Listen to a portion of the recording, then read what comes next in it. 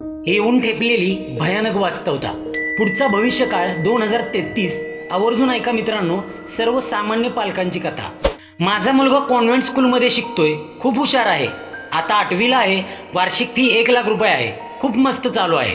भविष्यात तो 10वी झाला की नांदेड किंवा मेट्रो ठिकाणी ठेवेन त्याला, छान क्लास लावेन, वार्षिक फी 5-6 लाख भरावी लागली तरी चालेल। पोरगा आता मेट्रो सिटीत 12वीला शिकत आहे, छान क्लास लावला आहे, वार्षिक 6 लाख रुपये ट्युशन फी आहे। पोरगा चांगल्या गुणाने पास झाला, नामवंत अभियांत्रिक महाविद्यालयात ऍडमिशनही मिळालं, चांगल्या गुणाने पास झाला, आता नोकरीचे डोहाळे। 9 एजन्सी मार्फत त्याची शासकीय पदावर कनिष्ठ अभियंता म्हणून निवड झाली। बाप खुश झाला, एका महिन्याने पोराच्या हातावर पगार आला। पोरग पळत पळत घरी आलं, पप्पा आज माझा पगार झाला। बाप आनंदी झाला। बाप म्हणाला, बाळा पहिला पगार आहे, देवापुढे ठेव। पोराने तो पगार देवापुढे ठेवला, पाया पडला। दुसऱ्या दिवशी ते पगाराचे पैसे घेऊन बाप पैसे मोजू लागला आणि कपाळाला हात लावून बसला। बघतो तर काय, पगार फक्त 30,000 रुपये। मग बाप ओरडला, एवढं तुझ्या शिक्षणावर खर्च केले ते काय या तुझ्या तुटपुंज्या पगारासाठी? मग पोरग म्हणालं, पप्पा शासकीय नोकरीत आता पहिल्यासारखं तुमच्या काळातल्यासारखं राहिलं नाही। तुमच्या वेळी कसं परमनंट भरती व्हायची, स्केल मिळायचं, तशी भरती झाली असती तर आज मला 1.5 लाखापर्यंत पगार राहिला असता।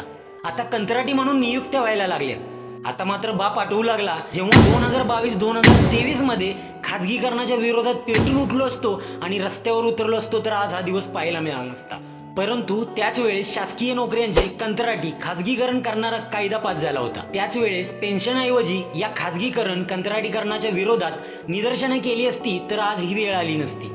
जेव्हा हे पोराला समजतं तेव्हा तो पोरगा बापाला म्हणतो, त्याच वेळेस पेन्शनच्या गोष्टीत नाक न खुपसता खाजगीकरणाच्या विरोधात रस्त्यात उतरला असता तर आज माझ्यासारख्या मुलांचे एवढे नुकसान झाले नसते आणि मला पण आज पेन्शन लागू झाली असती।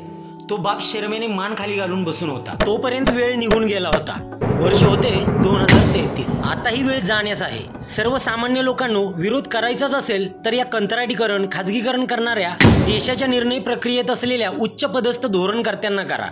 IT सेलच्या भ्रमित करणाऱ्या मेसेजच्या आहारी जाऊन स्वतःच्या मुलाबाळांचे, आपल्या भावी पिढ्यांचे नुकसान करून घेऊ नका। आपली वाट 100% गुलामीकडे चाललेली आहे। सावधान, भारतात अनेक सुशिक्षित लोकही खाजगीकरणाला फारच हलक्यात घेत आहेत।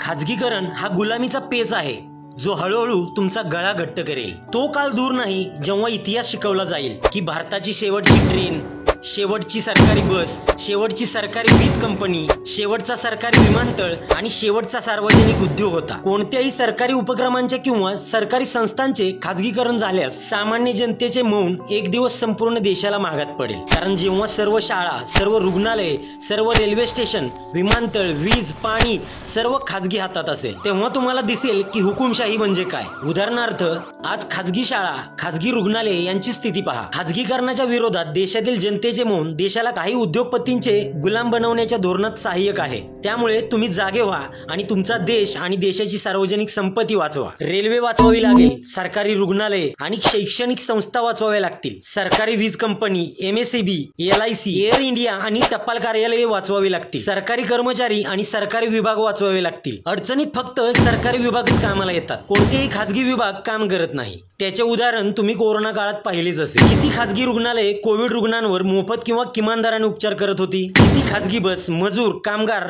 आणि विद्यार्थ्यांना घेऊन जात होत्या? किती खाजगी संस्था आणि स्वयंसेवी संस्था जमिनीवर उतरून जनतेला मदत करत होत्या? कोविड कॉलमध्येही कोणत्या खाजगी विमान कंपन्या भारतीयांना एअरलिफ्ट करत होत्या? तालिबानमध्ये घुसल्यानंतर किती खाजगी वैमानिकांनी देशवासियांना बाहेर काढले? त्यामुळे प्रत्येकाने खाजगीकरणाला विरोध केला पाहिजे, अन्यथा येणाऱ्या काळात फक्त काही उद्योगपतींची गरज देश चालवतील आणि पूर्व भारताचे युग पुन्हा येईल। राजकीय शक्ती फक्त एक दिखावा असेल। यामध्ये फक्त 2च मार्ग आहेत, एक तर तुम्ही अंबानी अदानी सारखे मोठे उद्योगपती व्हा जे शक्य नाही, किंवा सार्वजनिक संस्थांना अतिक्रमणापासून वाचवण्यासाठी पुढे या जेणेकरून गरीब आणि मध्यमवर्गीय जगू शकतील आणि भविष्यातला धोका टळेल।